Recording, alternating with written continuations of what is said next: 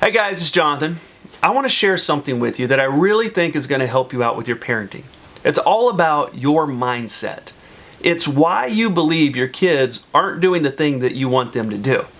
See, if you believe that they're not doing something just because they don't want to, they just don't want to do what you want them to do, that sets it up for a power struggle right off the bat. That annoys you.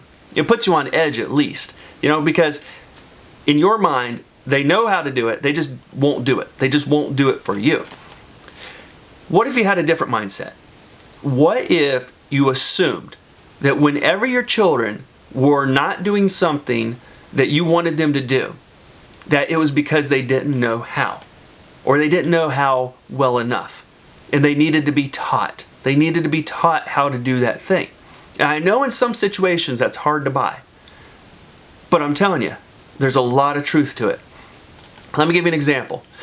There was this mom who I was talking to, and she was basically complaining to me how every night homework was such a huge deal with her kids. She wanted them to come home from school, do their homework, get it done, and go on with the night. But every night it was procrastination, it was arguments, it was fighting, it was just so much tension around homework. And her belief was that her kids just didn't want to do it, and they just wouldn't do it. So I broke this down for her.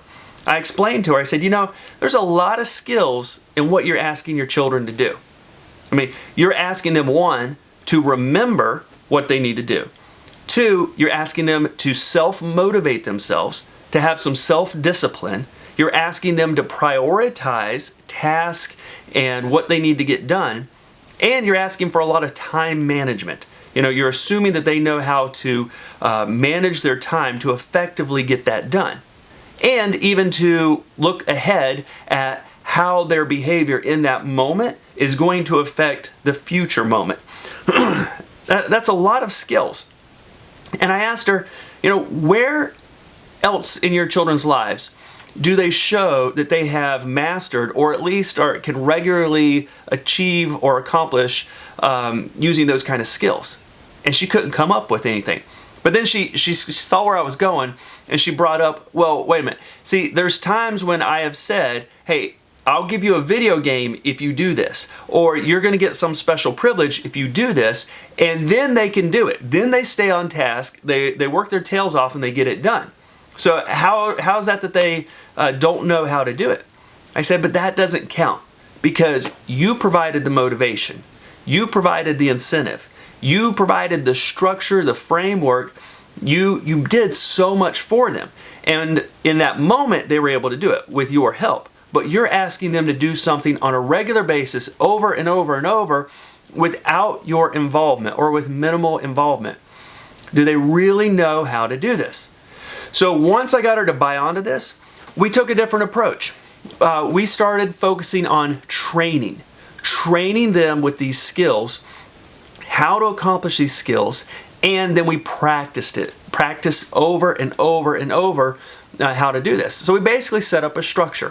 For example, with the prioritization, they didn't get to do anything else. She took away all the video games, she took away everything until they got it done, because they needed that experience of seeing that I have to prioritize my work first, and then I can do other stuff.